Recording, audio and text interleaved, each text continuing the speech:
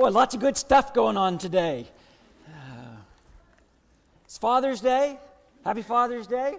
Promotion Sunday. Camp starts, Central Florida Bible Camp starts today. We've got several people leaving right after worship today for camp. We want to keep them in our prayers. I hope all you dads got a gift today when you walked in. You all got this gift? It's not just a pen. This is a dad pen, okay? You need to be sure and understand that. It's got little ruler here on the side. It's got, I'm just saying this to make all you moms a little bit jealous. It's got a level there. You might not know, if you unscrew this, there is a flathead and a Phillips head screwdriver in here. Yeah. Yeah, you can like now everybody's looking now, right? Yeah. You could like rebuild a transmission with this thing or remodel your house. I'm not sure it actually writes.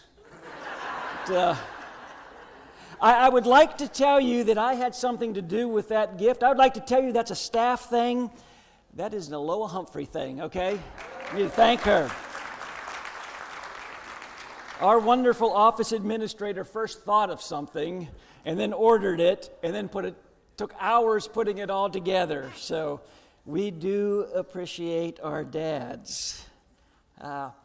This morning, we are going to jump back into some short stories by Jesus. And I want to begin my lesson this morning by asking you a question. And the question is, if you could invite anyone to join you for a meal, who would you choose? In fact, I'll open it up just a little bit. If you could invite anyone living or dead, anyone in all of history, to sit down and have a meal with you, who would you choose? Okay. Your dad? Okay. See, I don't think anybody would say Shakespeare, Abraham Lincoln, Elvis Presley, you know, you're in church, right? We're all in church, and we know when a question is asked in church, we know what the answer is supposed to be, right? Right, Jim? It's who is it, Jim? Jesus, thank you, of course. The right answer is Jesus in church. It just so happens that for this particular question, I think that is the right answer. That is the correct. I mean, come on. Who would be more fascinating than Jesus to sit down and share a meal with? And I wonder, if I were sitting down at a table with Jesus, what would we talk about? We're going to take a look at a situation this morning where Jesus actually sat down at a table with some people, and I think the things that he talked about might very well be some of the same things that he would talk about with me if I were to sit down and have dinner with Jesus. And I'm going to tell you right up front, this particular meal that we're going to kind of look in on has a very strange collection of attendees. What's most significant about this meal isn't just what they said, but it's also what they didn't say. And it isn't just what they do, it's also what they don't do. Everyone in this meal has an agenda. Think about this. Have you ever been out with a group of people, maybe, eating at a restaurant somewhere, and someone says something and an argument breaks out? And things get really awkward. And things get really tense. And conversation comes to a screeching halt. And someone finally says, "Hey, how about the weather? Did you see that game last night?" That's a little bit what's going on in the meal here with Jesus. Things pretty quickly get tense. Things pretty quickly get a little edgy. Now, if you remember, one of the knocks against Jesus was, this guy eats with sinners. Which, of course, was exactly true. He did eat with sinners. But what we're going to see today is he also ate with the religious people. He ate with Pharisees as well. Another knock about Jesus was, this guy, he heals on the Sabbath. Again, which was exactly true. In fact, we're going to see here in this meal, Jesus is going to heal someone on the Sabbath. So let's take a look at the short story. By the way, it all begins with a miracle. Jesus performs a miracle, he asks a question, and then he tells a story. It's in Luke chapter 14. Luke records it this way. One Sabbath, so we know what day it is. It's a Sabbath day. One Sabbath, when Jesus went to eat in the house of a prominent Pharisee, he was being carefully watched. There in front of him was a man suffering from dropsy. Jesus asked the Pharisees and experts in the law. So we know who else is present in the dinner here. There's other Pharisees, there's experts in the law. Jesus asked them, "Is it lawful to heal on the Sabbath or not?" But they remained silent. So taking hold of the man, he healed him and sent him away. Jesus is at the home of a Pharisee. The Pharisee is hosting this, but this isn't just any Pharisee. This is a prominent Pharisee. Not only is there a prominent Pharisee, but there's other Pharisees, other teachers of the law in attendance. There's also, strangely enough, a man who is suffering from dropsy. Now, we would call that edema, okay? Where swelling of body parts, maybe the legs, maybe the arms, feet, hands, maybe the face. You still see that today. It is an obvious affliction. I mean, you can see it. It is painful. It can be very dangerous. Now, the question is, what's that guy doing there? What's this guy who's suffering from this condition doing at this dinner? Most Bible experts say he's probably a plant. Remember, Jesus is being carefully watched. And these Pharisees, they know this guy's healed on the Sabbath before. Today's the Sabbath day. Let's see what he's going to do when there's someone here obviously that is in need, someone who's obviously suffering. Let's watch carefully about what Jesus is going to do, because the Pharisees had rules concerning the Sabbath.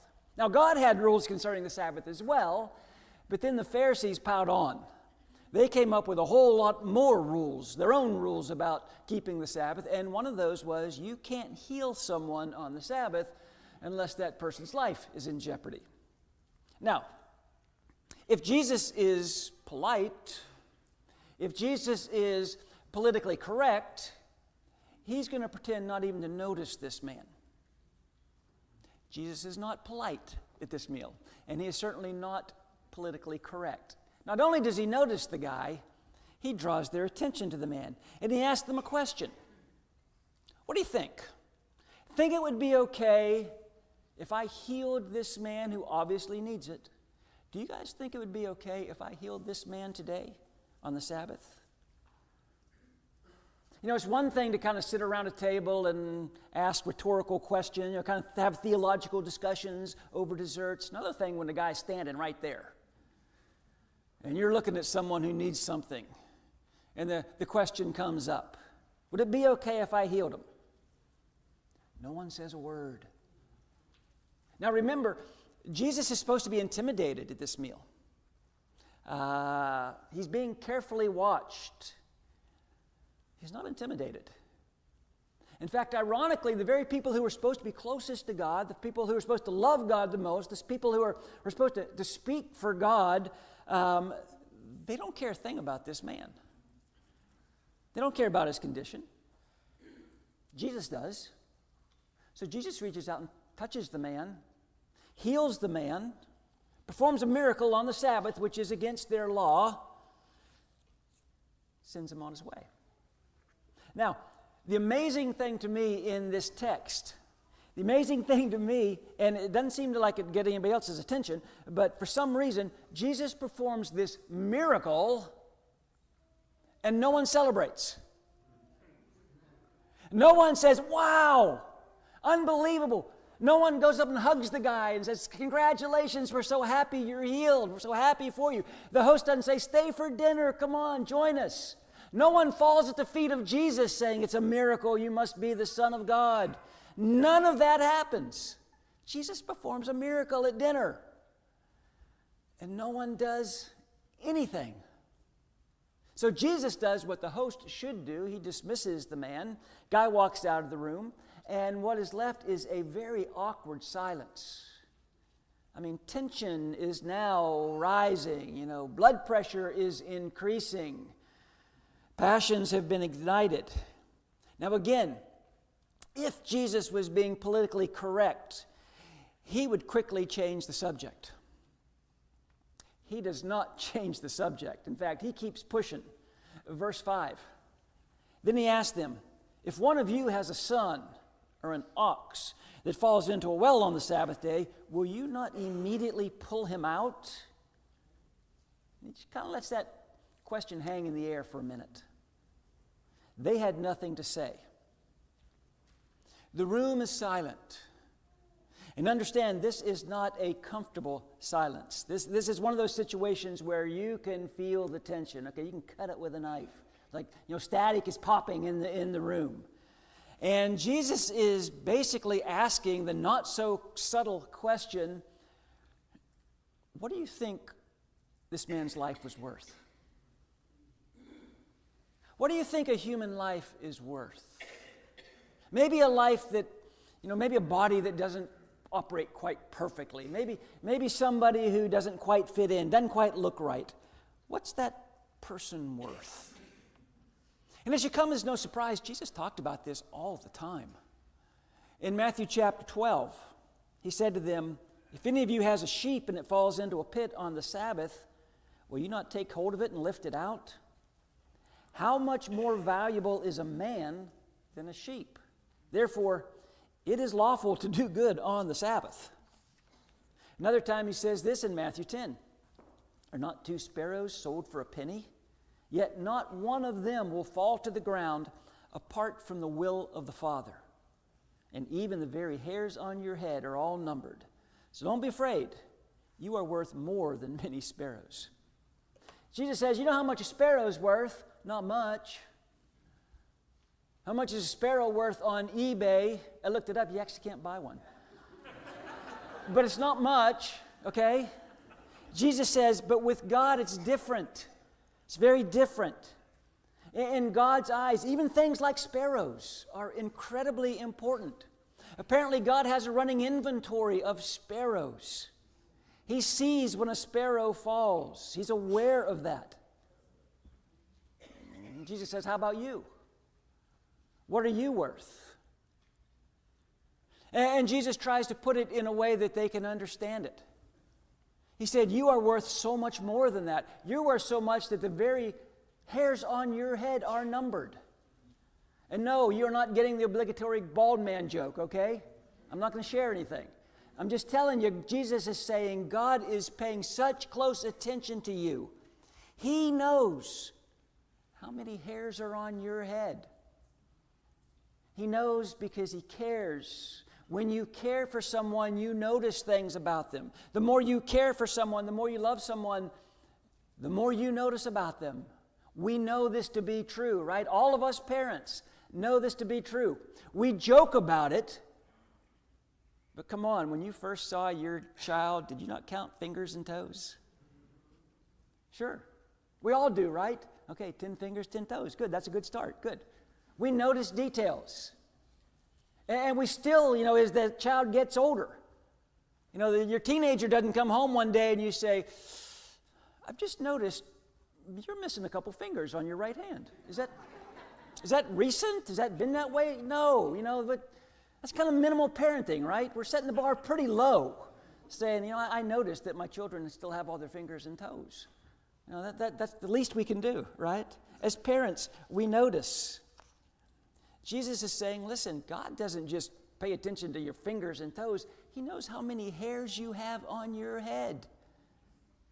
That's how much he cares for you. That's how close of attention God is paying for you. He notices the quantity. He mourns when a hair falls to the ground. We all mourn when a hair falls to the ground. Amen. Granted, a handsome face needs more space, right, Chris? Okay, a little joke. I'm sorry. But the point is, God notices every single detail when it comes to his children. Jesus is telling these Pharisees, you claim to love God so much. And to you, the proof of your love is how adamantly you keep the Sabbath. all these rules that you have piled on. Your devotion to God is measured by how well you keep the rules. But come on. If your child fell into a well on the Sabbath, you'd pull that kid out. You know you would. And Jesus says, in fact, if your ox or your sheep fell into a well on the Sabbath, you'd get that animal out. Come on, you know you would. How much more do you think that man was worth that I just healed? What do you think God thinks about that life? Jesus makes it very clear. That's a child of God. People matter to the Father. So Jesus is asking the question, does anyone here have the understanding of God or the spiritual courage to speak up on behalf of that guy? Someone who doesn't look quite right. Someone who has some issues, some struggles. And no one says anything. Again, it's really quiet. This is really getting kind of brutal. They thought that they were there to watch Jesus. Jesus is actually watching them. They thought they were there to judge Jesus.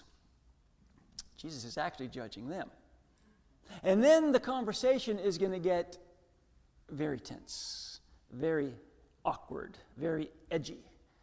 And I'm sure the host is thinking, whoever breaks the silence, I hope, comes up with a better topic for us to talk about. Safer topic. Jesus breaks the silence. He doesn't come up with a safer topic. Let's get back to the text. Verse 7. When he noticed how the guests picked the places of honor at the table, he told them this parable. Again, this is a honor-based culture. The pecking order was very important to these people. And a big part of that pecking order was who sat where at a table, at a banquet. So Jesus saw what's going on as far as the seating arrangement. He sees how people are jockeying for position. He's going to comment on it, and he's going to do it by telling them a story. So here we go. Verse 8. When someone invites you to a wedding feast, do not take the place of honor. For a person more distinguished than you may have been invited. If so, the host who invited both of you will come to you and say, "Give this man your seat." Then, humiliated, you'll have to take the least important place. But when you are invited, take the lowest place, so that when your host comes, he will say to you, "Friend, move up to a better place." Then you'll be honored in the presence of all your fellow guests. For everyone who exalts himself will be humbled, and he who humbles himself will be exalted. Jesus says, let me tell you a story. When you're invited to a dinner, don't expect, don't hold out for a really good seat. Sit in the kitchen. Just go sit in the kitchen. Humble yourself. Again, Jesus, in his not-so-subtle way, is telling the host, telling everyone, the seating arrangement at this dinner, it's all messed up.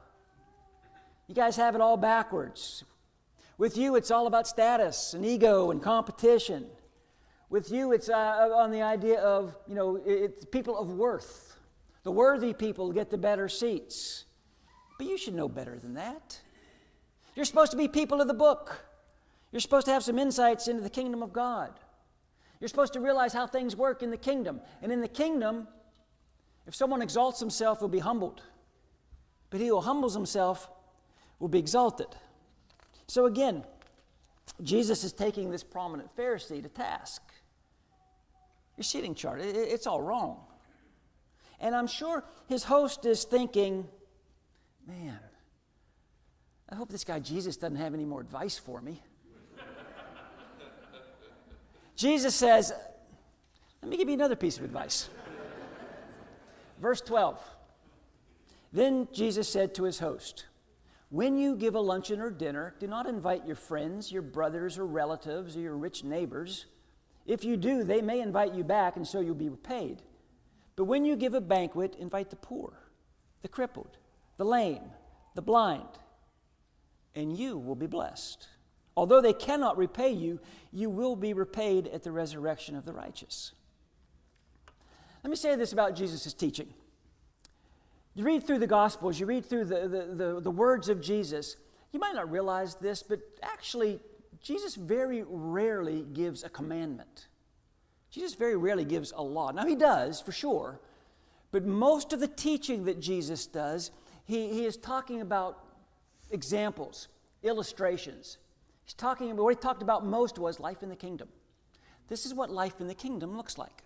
This is what people who are trying to please God, live in the will of God, this is what their life looks like.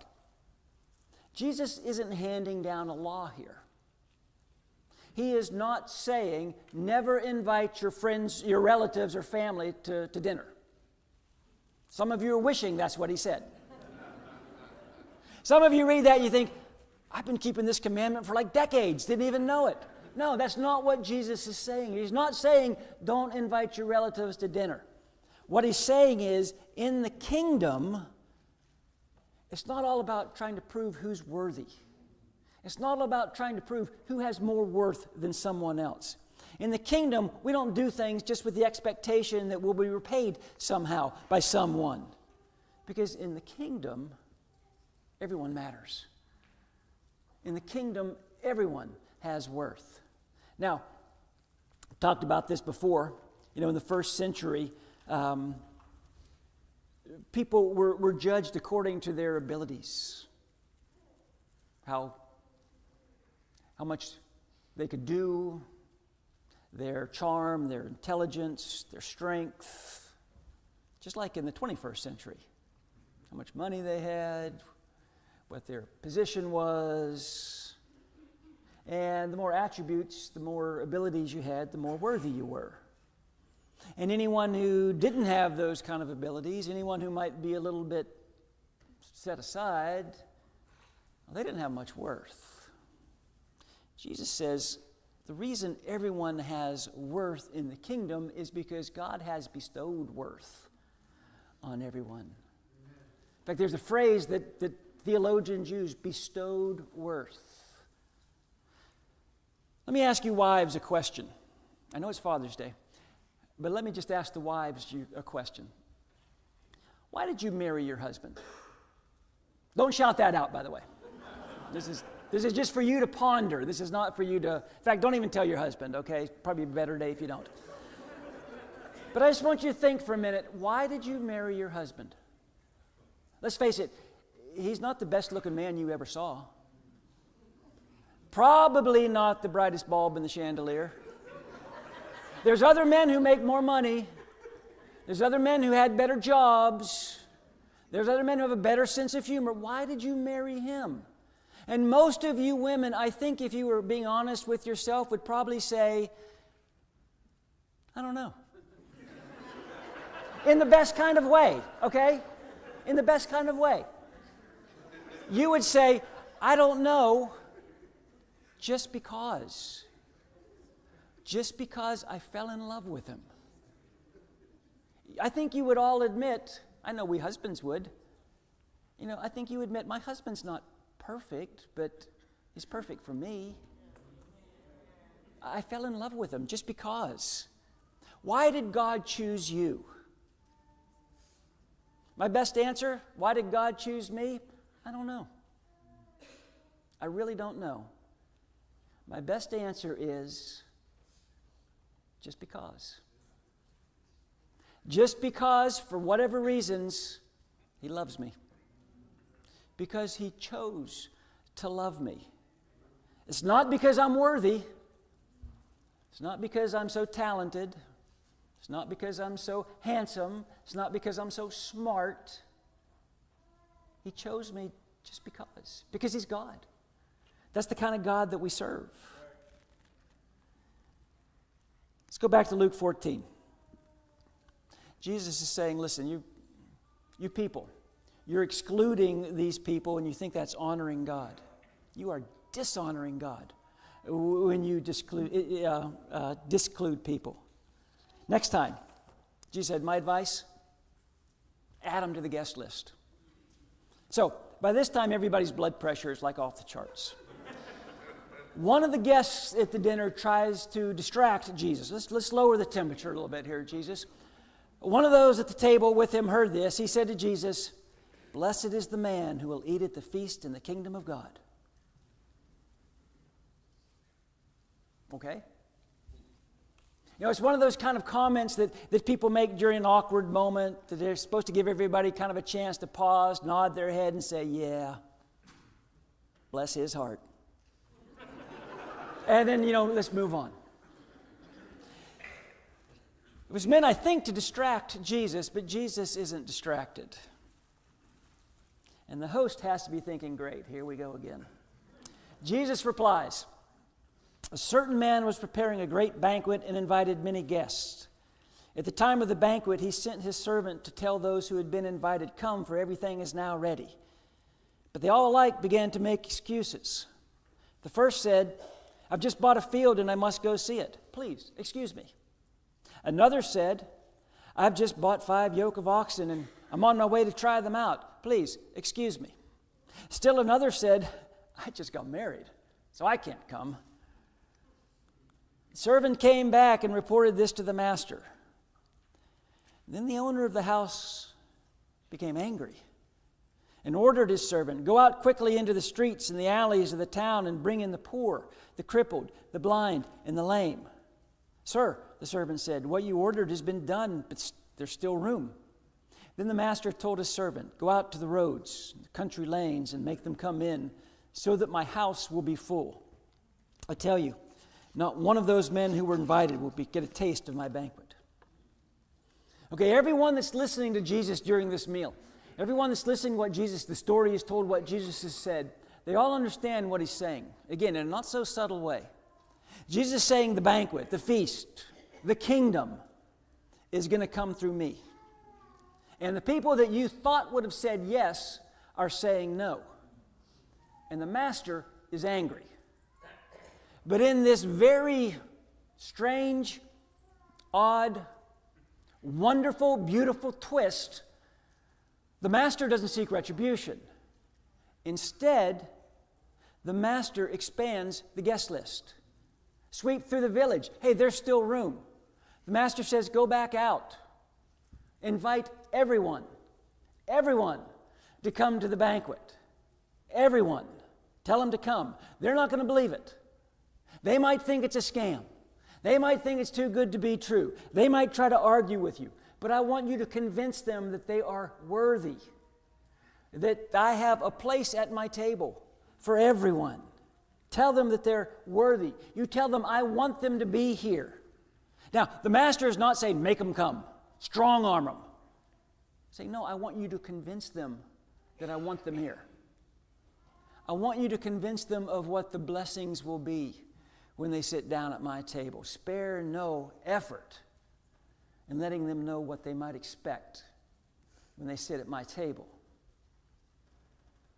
Listen, the master is still sending out servants, inviting others to come to the banquet. I think that's where me and you come in, right?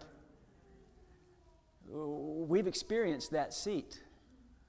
Now the master is saying, you go tell everyone, I want them here. I want them with me. You convince them that they are worthy. Not because they're smart enough, not because they're talented enough, but just because. Just because I love them. And I want them at my table. You know, Jesus accomplished at the cross through his death. Accomplished through the resurrection. He became an outsider so that we could become an insider. So let me close this sermon by leaving you with a couple questions. Important questions, by the way. The first is this. Have you personally answered Jesus' invitation to the feast? Might be the most important question you'll hear all day, all week, all month. Have you personally accepted Jesus' invitation to the feast? Have you made Jesus the Lord of your life? Have you confessed him as the Son of God, repented of your sins, been buried with Christ in baptism? If you've never done that, I beg you, consider that. Second question. What will choosing the lowest seat look like for you? What would, if it were, okay, let's take the lowest seat. Okay, we'll sit in the kitchen. What's that going to look like? And I don't mean like someday, I mean like when you leave, right now. We're getting ready to leave here, we're getting ready to go next door, have some coffee, then we're going to go to class. Then we're going to go out to eat or something, I don't know. Monday morning at work. What would it choosing the lower seat actually look like? Are you willing to do that? Not someday, I mean right now. And then finally, what will it look like for you to help someone else find a seat at the table? Because we're all called to be that servant, to help someone else find a seat at the table. Why? Because we've been blessed. Because we've been given a seat at the table. Why? I don't know. I don't know. Just because. Just because God chose to love me. So those are your questions to kind of sit with the rest of this day. We've got a song that we're going to use as a song of encouragement. As always, if there's something going on in your life that we can be praying with you about, something that you just need the encouragement of people who love you, we're going to invite you to meet us here at the front of the auditorium.